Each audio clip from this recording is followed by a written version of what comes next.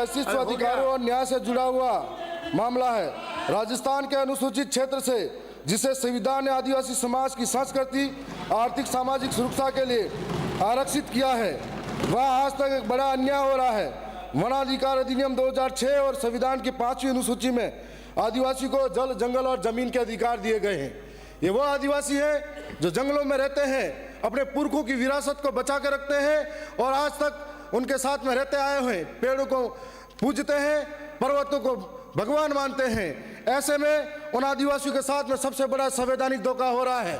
खनन के नाम पर गैर आदिवासी को और गैर सरकारी संस्थाओं को वहाँ पर पट्टे दिए जाते हैं। यहाँ पर मैं ये पूछना चाहता हूँ कि सवाल ये उठता है कि एक देश, एक राज्य, एक संविधान है, तो आदिवासियों के साथ में दोहरा व्यवहार क्यों?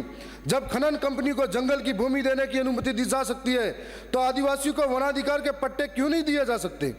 जब गैर आदिवासी पूंजीपति को खनिज दोहन की छूट दी जा सकती है तो वनों के असली रक्षक आदिवासी को जंगल से बाहर क्यों निकाला जाता है? मैं ये कहना चाहूँगा कि हाल ही में कई ऐसी कंपनियां हैं जिनको, जैसे अडानी ग्रुप के नाम पर जो सोने की खानें निकली जाएगी, मेरे विधानसभा के अंदर राटेड़ी, डगोचा, अमलुआ ऐसे गांव हैं जहां पर सोने की खान के नाम पर अवाप्त करने की बात चल रही है। दूसरी ओर बांसवाड़ा के अंदर पावर प्लांट के नाम पर जमीन छीनने की बात की जा रही है। आखिर हमारे आदिवासियों के साथ में ऐसा द्वेषतापूर्ण अन्याय क्यों? एक पेड़ मां के नाम, दूसरी ओर आदिवासियों के जंगल अडानी वेदांता ग्रुप के नाम। अनुसूचित क्षेत्र में आदिवासियों के वनाधिकार पट्टों को त्वरित वितरण किया जाए, ये हम आपको कहना चाहेंगे। आदिवासी भूमि पर बाहरी कंपनियों द्वारा खनन गतिविधि को तत्काल प्रभाव से रोका जाए। मैं साथ साथ में यह भी कहना चाहूँगा, राजस्थान में आदिवासी क्षेत्रों में जंगल सदियों से वहाँ निवास करने वाले आदिवासी आजीविका चलाते हैं।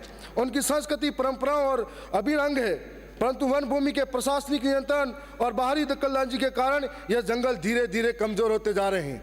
मैं यहाँ सरकार से ये कहना चाहूँगा कि आप ये जंगल जो वन समितियाँ हैं सीधे उनके द्वारा संचालित हो और वन समिति को दिया जाए।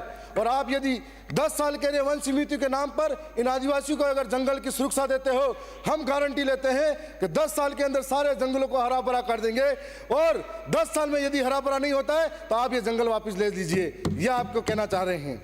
मैं ये भी कहना चाहूँगा कि आदिवासी समुदायों को आर्थिक रूप से आत्मनिर्भर बनाने, जलवायु परिवर्तन से लड़ने और जैव विविधता संरक्षण को प्रोत्साहित करने में सहायक होगा। साथ ही इनसे वन संसाधनों के अवैध दोहन और अतिक्रमण पर भी प्रभावी नियंत्रण होगा।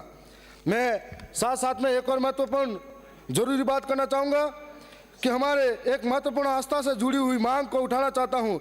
यह मांग केवल भूमि से जुड़ी नहीं है, बल्कि हमारे आदिवासी समुदाय की सांस्कृतिक पहचान, परंपराओं और आध्यात्मिक आस्थाओं से जुड़ी हुई है। मैं ये कहना चाहूँगा कि आदिवासी क्षेत्र में आदिवासियों का सबसे बड़ा पवित्र स्थल बैंड टापू है, जहाँ हजारों साल से आदिवासी समुदाय के लोग माघ पूर्णिमा को अपने पूर्वजों की अस्थियां विसर्जन करने आते हैं। साथ साथ में फूल पदाने, बाल, नाखून, हड्डी, राख विसर्जन करने आते हैं। वहाँ पर आदिवासियों के नाम पर सब कुछ नहीं है, वहाँ पर अन्य लोगों के नाम पर जमीनें दी जाती हैं, जमीनें अलॉट कर दी जाती हैं। तो आदिवासी आस्था के साथ में बड़ा गहरी चोट है। और मैं ये कहना चाहूँगा कि हमारी इस सदन के माध्यम से मांग है कि जो हमारा आस्था का केंद्र है बैंड टापू, इसमें 80% जमीन आदिवासी को प्रकृति पूजा स्थल विकसित करने के नाम पर दी जाए। मैं ये भी कहना चाहूँगा कि इस भूमि पर आदिवासियों की धार्मिक मान्यता के अनुसार सांस्कृतिक केंद्र, पूजा स्थल, पारंपरिक वन संरक्षण क्षेत्र और सामाजिक अनुष्ठानों के लिए स्थान विकसित किया जाए।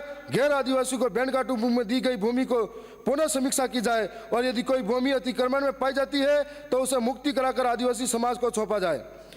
मैं इस दौरान यह भी कहूँगा कि हाल ही में राजस्थान सरकार ने 2024 के बजट घोषणा में यह बात भी कही थी कि प्रदेश में 3 नवीन महिला बटालियन खोली जानी प्रस्तावित हैं।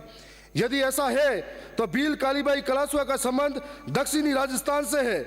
दक्षिणी राजस्थान की कानून व्यवस्था को मद्देनजर रखते हुए आपसे विशेष अनुरोध है कि भील कालीबाई कलासुआ का नाम से दक्षिणी राजस्थान में बटालियन खोली जाए, जिसमें अनुशासन बढ़ेगा, कानून व्यवस्था बढ़ेगी। मैं एक और जिक्र करना चाहूँगा कि हाल ही में हमारे विधानसभा में एक चर्चित नाम आता है सुशीला पारगी क्रिकेट के खेलने के नाम पर, और वो भारत के क्रिकेट के भगवान कहे जाने सचिन तेंदुलकर जी ने भी उसको ट्वीट किया था। तो मैंने सदन विधानसभा की में कार्रवाई दिनांक 5 फरवरी प्रातः 11 बजे